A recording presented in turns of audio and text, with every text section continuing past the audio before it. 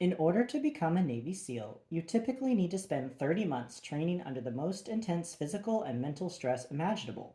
You're not just learning how to parachute out of planes, dive into rough seas holding an M14 sniper rifle, swim into live combat, blow up boats, and fight hand to hand. You're learning how to do all of that at one time. There's a reason only the best of the best qualify to be SEALs. Sam Axe was a SEAL, but that was about a decade and 1,000 years ago. Now he's a former SEAL, which means he's got all the know how, all of the training and will, but his fast twitch muscles are now more like medium fast twitch muscles. Still, sitting aboard the Pax Bellicosa as it banked into the open seas reminded Sam of his old training days. The best part of being a SEAL was the whole teamwork aspect, knowing someone always had your back. It was also fun to go into enemy countries to attack militant forces, but it wouldn't have been nearly as much fun if the rest of the team was a bunch of assholes. No, Sam thought, the spray of the ocean splashing into his face, it was always better if everyone was invested. Which is why, when Sam got on the boat with Gennaro's team, he could tell immediately that one of the six crew members, in addition to Gennaro, wasn't quite with the program. Who is this? He asked Gennaro. He had a thick Irish accent. Gennaro was the only actual Italian on board. His team was cobbled from around the country, the best money could buy. A point Sam thought was probably true in both good and bad ways. A friend, Gennaro said. He's providing some security. Gennaro explained that the family was concerned about kidnappings and such, which was a sly bit of truth from Gennaro. The kid was learning. Chuck Finley, Sam said, and extended his hand to the man who actually recoiled a step before shaking hands. Glenn Wilson, he said quickly, like he didn't want Sam to hear it. Glenn has been on my team for over a year, Gennaro said, which Sam thought meant he was to be trusted, which would normally be the case except for that recoil. It made him think of Alex Kyle's men, all of whom were now familiar with good old Chuck, too. He'd need to get a new name one of these days, but it was sort of like a nice pair of jeans. Once you get them worn in, it doesn't make sense to get a new pair. Now, as they were cutting through the sea, Sam couldn't shake the sense that things were askew with Mr. Wilson. It's not like he wasn't working hard. God knows they all were, even Sam, shuffling back and forth to either side of the yacht as they swung the sail in and out of the wind, but it was the fact that when Gennaro told them they could take a break, none of the others actually did. They talked amongst themselves about strategy, about reading the wind and the water, trading thoughts with Gennaro. Glenn was right there with them, but he was also working with something in his pocket. Sam made it a point not to pay much attention to the habits of men's hands while in their pockets, unless there was obvious danger.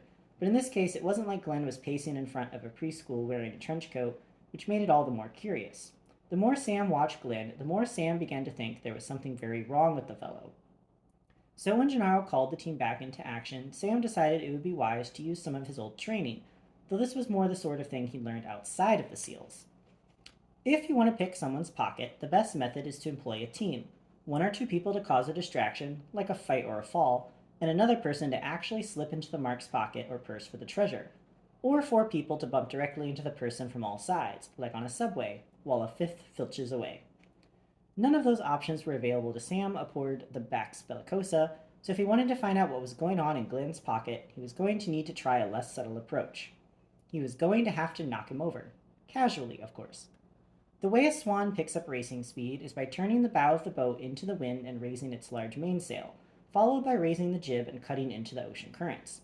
The team shifts side to side to make best use of weight distribution, and usually, when there isn't an uninvited guest aboard, it's a choreography of brutal elegance as the team slides back and forth, braces the boat, controls the sails, and crashes over the water.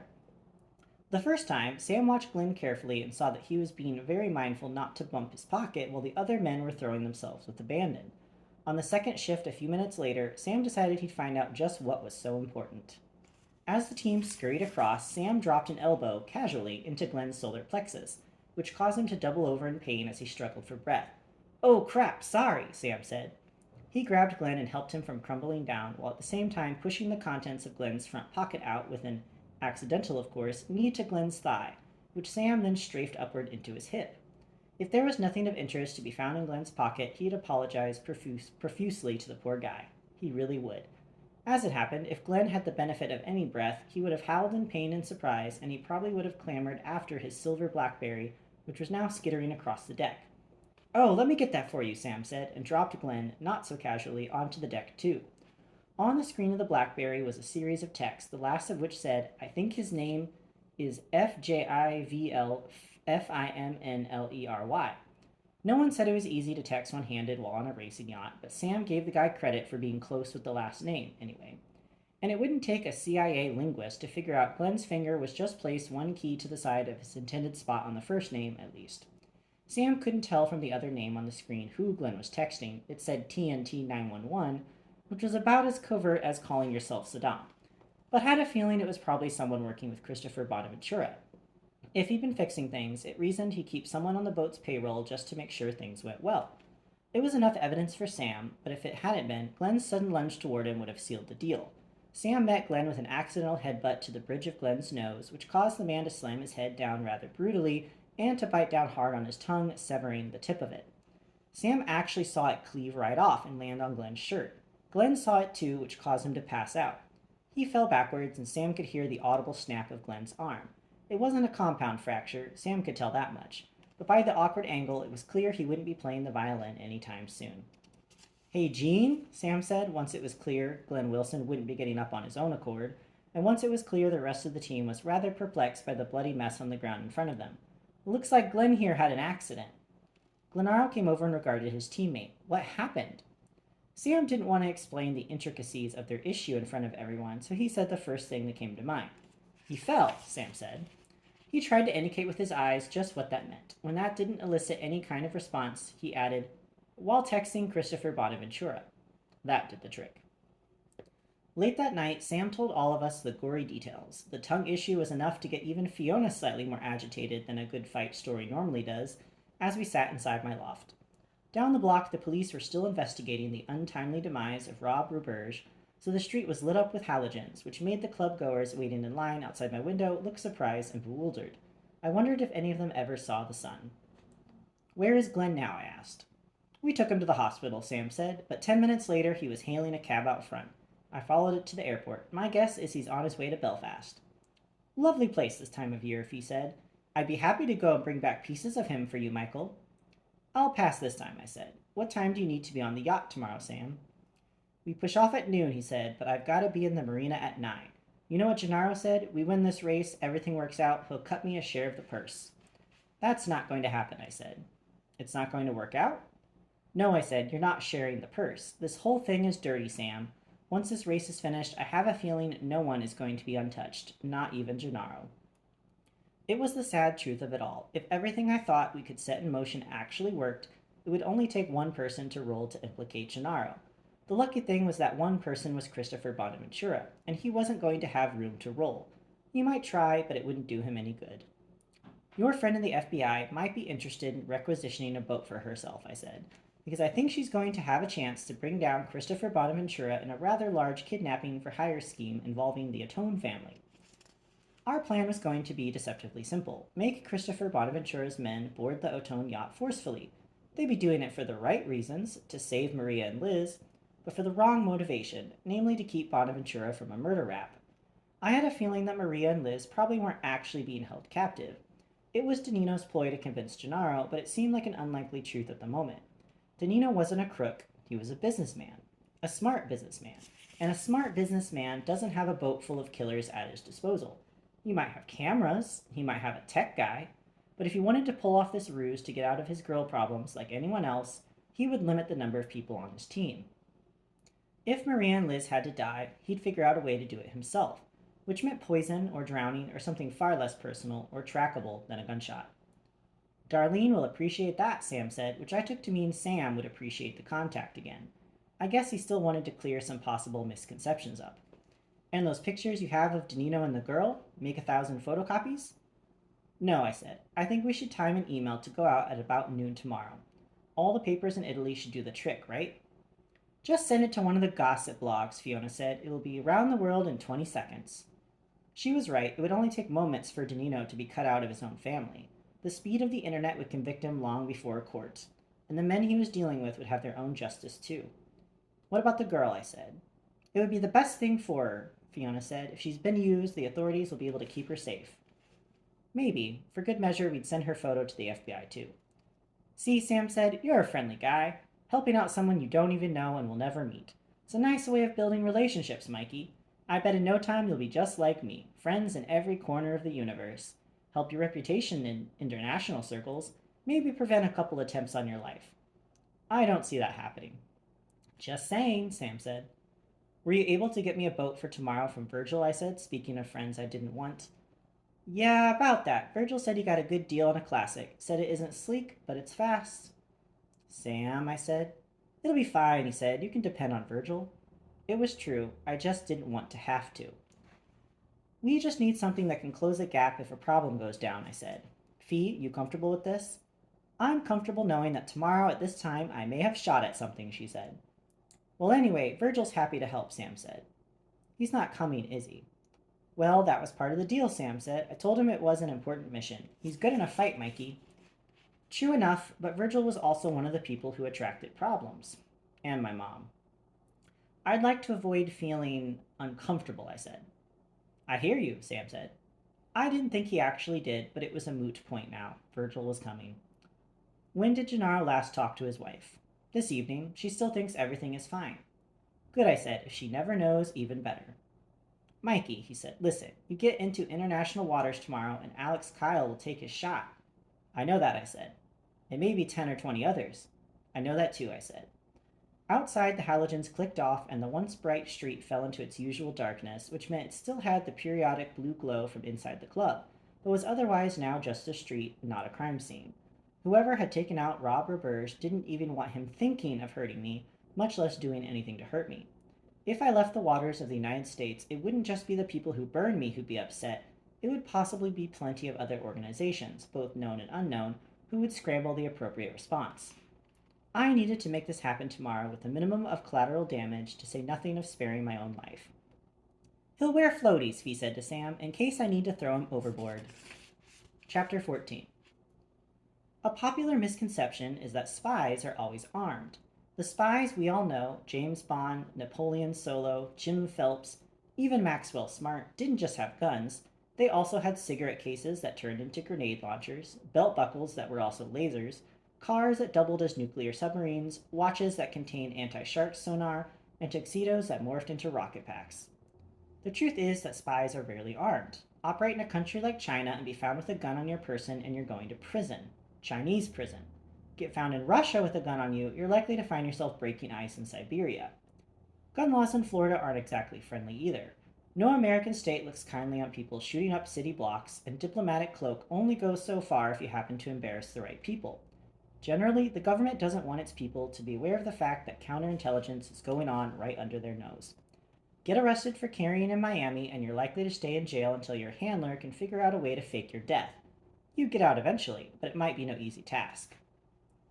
Being a burned spy carries no such assurances of safety from criminal prosecution. Shoot someone in broad daylight and people are going to ask questions. I might have guardian angels, as Alex Kyle said, but even they answer to someone who likely would not want to answer to widespread carnage on the streets of Miami. Use a gun in international or domestic waters, however, and it's an entirely different standard, particularly if you're on one boat and the person you're shooting at is on another. You can be tried as a pirate. Contrary to Jimmy Buffett songs and Disney movies, this is not a good thing. Piracy laws over the course of the last 5 years have been modified so that you're not just committing maritime crimes, you're actually being looked at under a standard normally reserved for terrorists, which is why I wasn't about to put myself in that situation, but was happy to put Alex Kyle and Christopher Bonaventura there. It was 11:45 a.m., and Biscayne Bay was filled with boats, pleasure yachts, sailboats, catamarans, and revelers. The marina at the Southern Cross Yacht Club was alive with partygoers. The Hurricane Cup, racing from Miami to Nassau over the course of 2 days, was a traveling party. It started here, in Miami, and over the next 24 hours on the open sea, boat to boat, it kept on. The course was buoyed so the racers would know where to go and the partiers would know where to park. From Miami to Nassau Harbor, drinks would roll down throats, money would change hands, and for most people worth millions of dollars, nothing would seem untoward. Sam was aboard the Pax Bellicosa, but someone important was missing. Danino is nowhere, Sam said when he called from the marina. What do you mean nowhere? I asked. Gennaro says he's always right in the marina for a launch playing the big guy, but he's not here. It didn't make sense. He would either be watching the race or... Up above, I heard the familiar whoop whoop of a helicopter. There were several in the air covering the event, which made things even more likely to be newsworthy today, and a thought occurred to me. Why don't you ask Gennaro if the family has a helicopter, I said. You think he's flying to the Atone yacht? That would be my play, kill the girls himself if he has to. Not even Bonaventura would let him do that, Sam said. That's the hope, I said. In the background, I heard an announcement telling all the racers to make final preparations. You better get moving. Right. And hey, Mikey? Yeah, Sam? If it turns out everything is aces here, he said, I'm just letting you know I'm prepared to give a portion of my cut of the winnings to a charity of your choice. Still not happening, I said, and hung up. The reality of the situation was that I wasn't convinced Gennaro could win on his own regardless.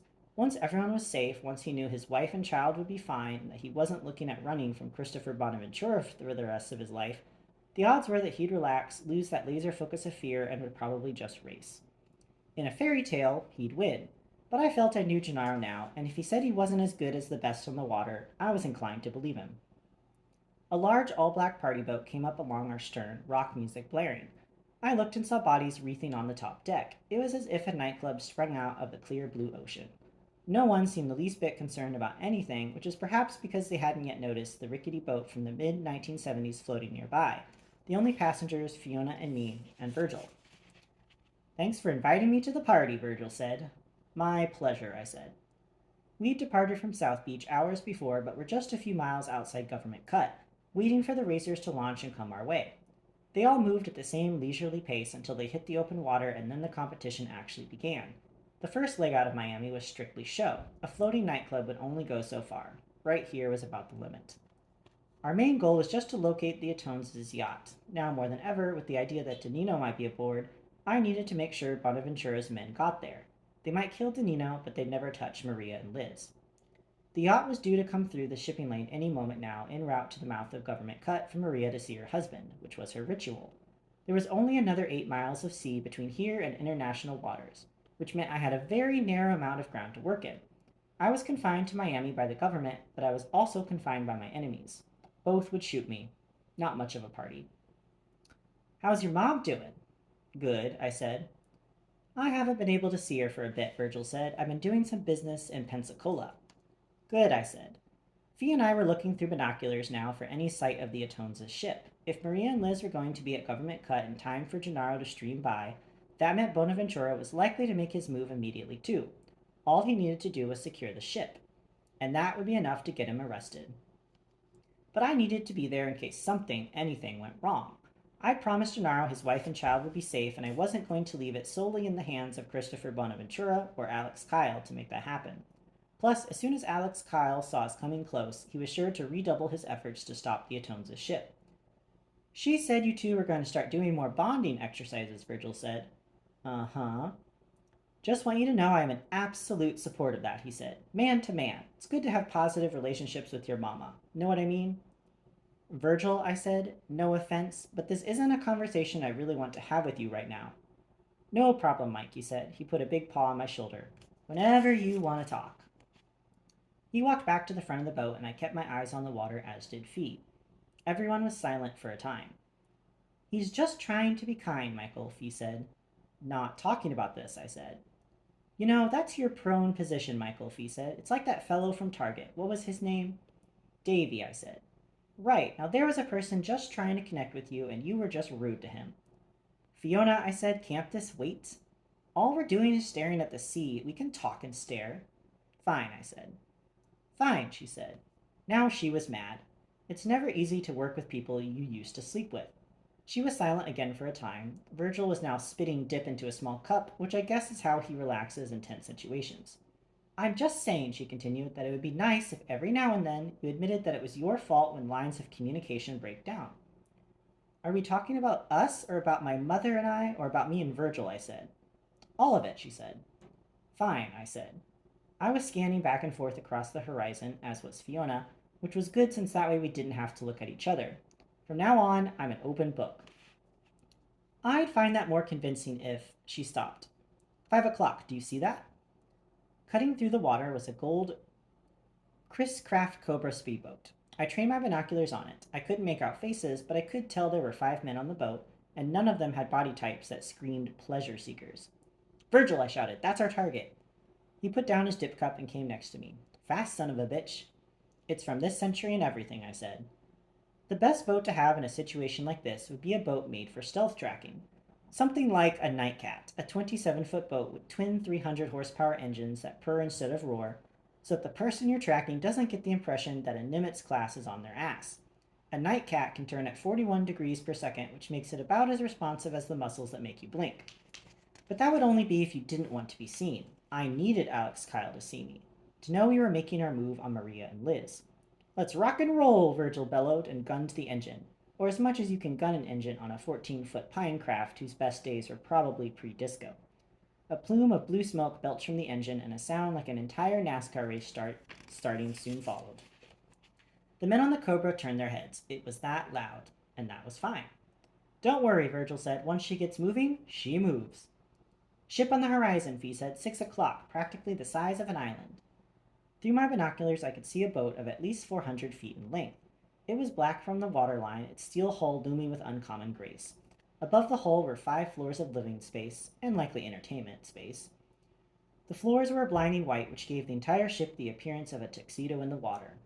You need to get that Cobra as close to that ship as possible. Push it right into its line, I said to Virgil. That wasn't part of the deal Sam put out, Virgil said. I thought we were just intercepting. We are, I said, and pushing. I'd like to avoid jail time for causing a death on the sea, Virgil said. Not going to happen, I said. All we want is for the men in that Cobra to stop the Atones' ship and board it. You get that Cobra into a position to make that happen. Virgil smiled. You're a devious man, Mike. I checked my watch. The time was now. We had calls and emails to send. I called Gennaro. I had 5 minutes before he'd launch. I can see your wife's boat, I said. Is she safe? She will be.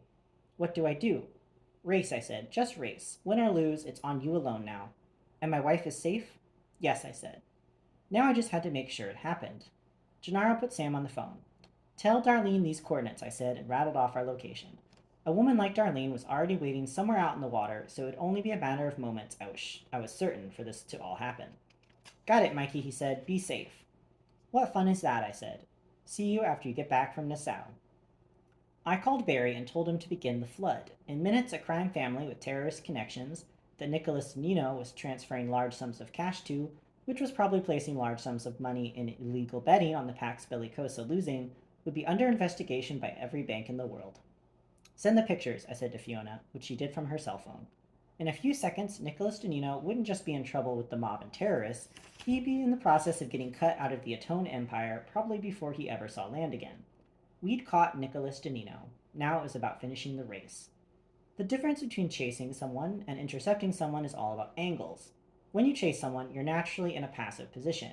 You can only act when they act. You have no control over the flow of the chase. But when you're intercepting someone, you dictate the angle of pursuit, which is why instead of trying to catch Alex Kyle's Cobra from behind, we were actively pushing it towards the Atones' ship, cutting across the water at a 45-degree angle so that we would T-bone the Cobra. The goal was to ensure not that they were forced to engage us, but that they were forced to make the Atones' ship stop, that they would board the ship to protect Maria and Liz, likely find Nicholas Danino, and if it all happened in good timing, do so in front of the FBI. But first it had to happen. We sliced through the water, the front of the boat bouncing into the air as we crossed over Whitecaps, the Cobra coming clearer into view, the Atones' ship looming larger in the distance. And then my cell phone rang. It wasn't a number I recognized. You're getting very close to the edge, a woman's voice said when I answered. Not much farther, I said. You have 3 minutes. This time it was a man. I tossed the phone into the water. Your mother? Fee asked. No, I said. She dug into a cabinet at her feet and pulled out a life vest. Put your floaties on, she said. I'm fine, I said. The Cobra was now only about 50 yards from us, close enough that I could make out the faces of the men on board. It was easier when Alex Kyle turned and smiled at me. The Cobra banked left, then right, trying to shake us, but Virgil's little engine could, and we kept up, drawing closer to their flank. The Atones' ship let out a bellow. We were both getting perilously close to it at this point. Virgil looked back at me, worry on his face. Go, I said. We have to make this happen or everyone dies. It was a fact I hadn't quite considered, but that was seeming more and more true, now that I could make out a helipad on the bow of the Atones' yacht, a forest green chopper sitting at rest. I was certain it was Nicholas Danino. If I didn't get Alex Kyle and his men on that ship, there was no stopping Bonaventura from exacting vengeance, sometime, somewhere, for all of this. And if those men didn't get on the ship, there was a good chance Danino would kill Maria and Liz. Bonaventura most likely told Kyle to watch the boat, make sure I didn't board it. Make sure I didn't kill anyone. Alex Kyle knew the truth. He knew what I was capable of and what I was unlikely to do, but he was following orders. We had to make it look like we were heading for that boat to do what we had to do. Overhead, I heard the whooping of helicopters. The sky was alive with them now.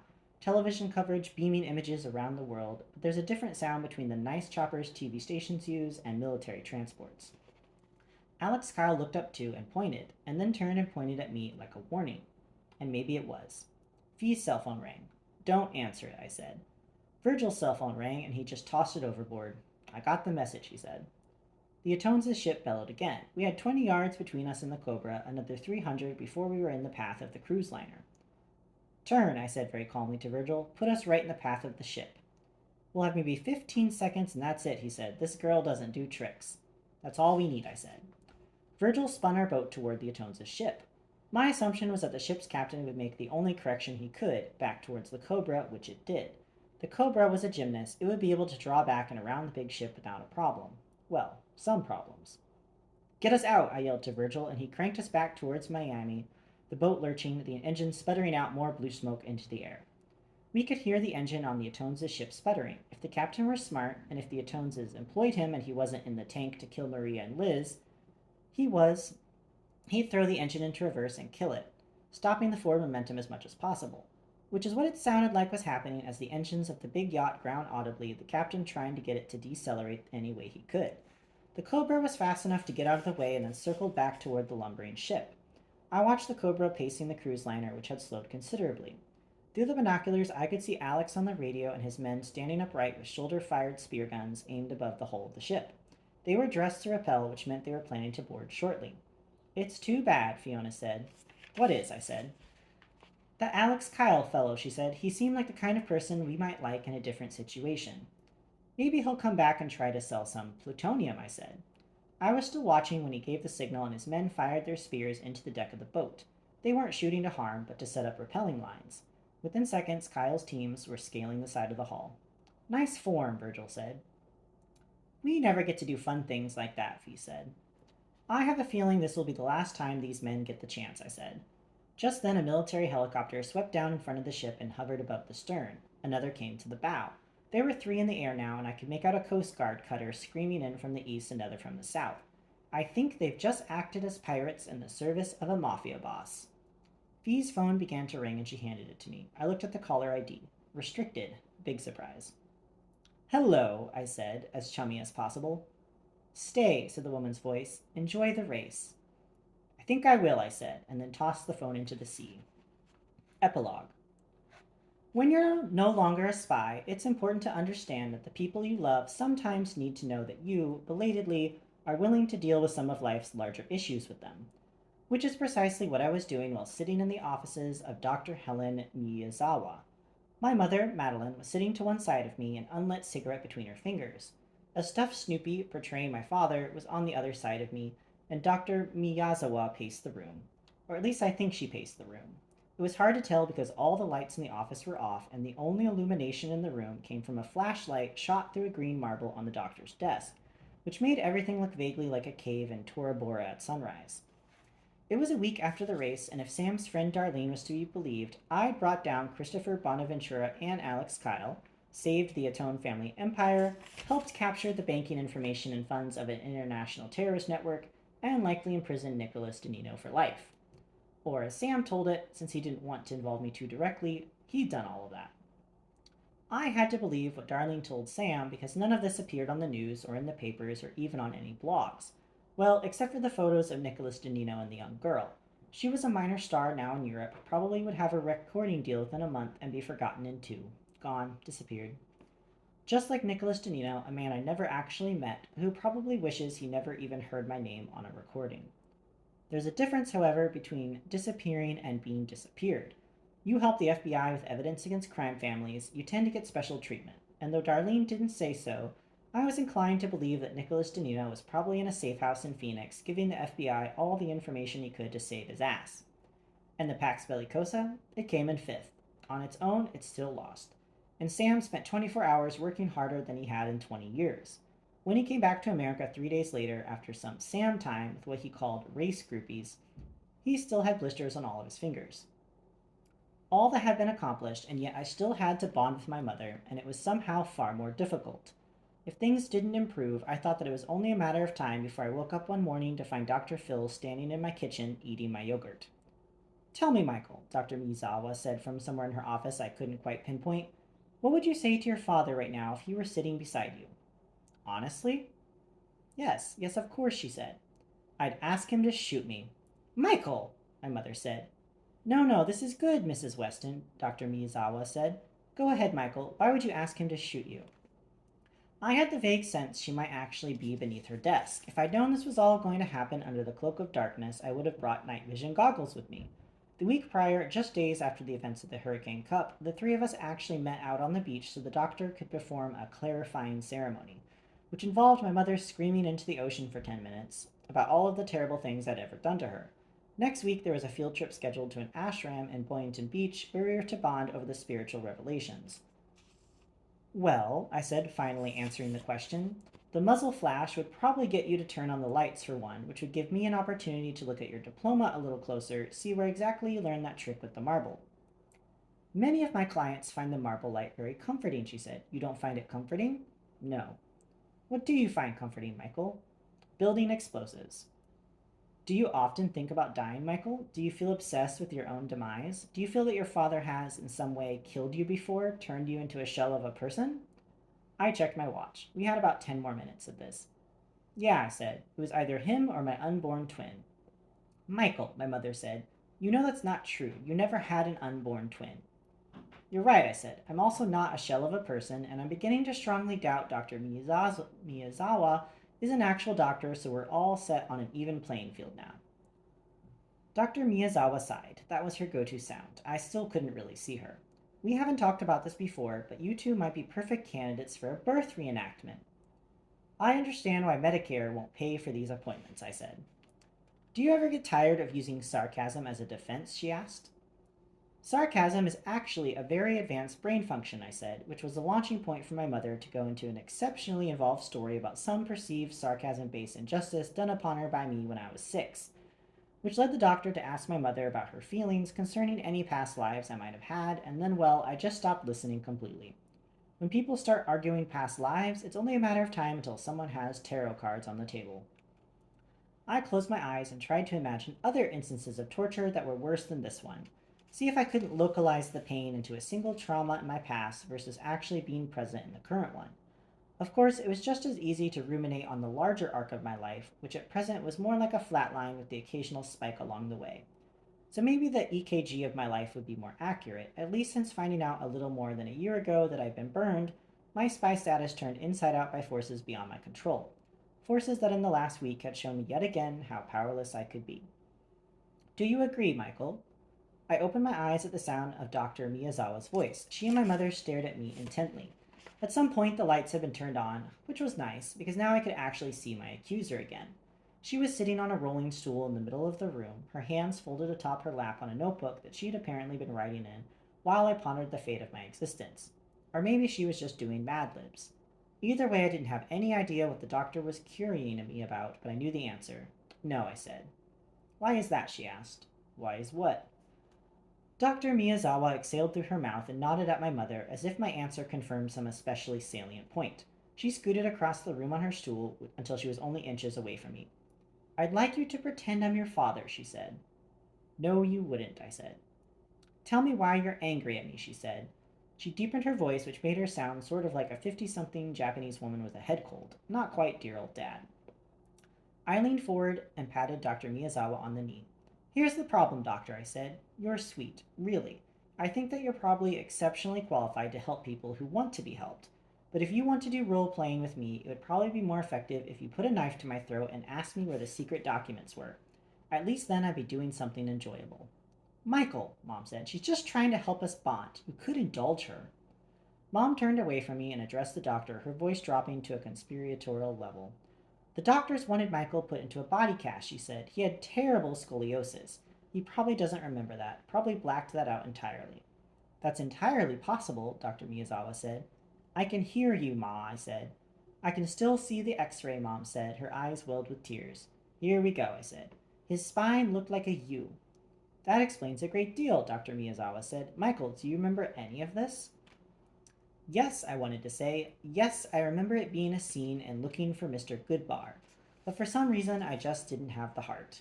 Here we were, sitting in this woman's office, talking about feelings neither of us probably ever had, certainly not making new memories, as was the original proviso, and absolutely not bonding. I stood up. Ma, I said, why don't we go shopping for some linens? And some towels. I could probably use some dishes too. A few cups and saucers would be good. Fiona likes tea. Really? You want to do that? With me? I do, I said. It's time I got a bit more comfortable here. Oh, Michael, I'd love that. If I'd learned anything, it was that I wasn't going anywhere soon and wasn't going anywhere fast. I didn't think a trip to Sears would fix 4 decades of weirdness with my mother, nor stop me from looking over my shoulder for the people who burned me. But for one day, it might just make someone happy, and that, well, that wasn't something I did every day, as a spy or as a son. We walked out of the office without another word to Dr. Miyazawa, who was nonetheless spouting some theory about recreating the placenta through retail therapy being a false hope. Outside, the air was warm and you could smell the ocean blowing in on the wind. And a black SUV, the windows tinted, the doors clearly armored, pulling slowly out of a parking space next to my charger and inched out into the mid afternoon traffic. On my windshield was an envelope. Is that a ticket? My mother asked. Yes, I said. I opened the envelope and looked inside. There was a slip of paper with a single sentence written on it in thick black marker. Don't get too comfortable.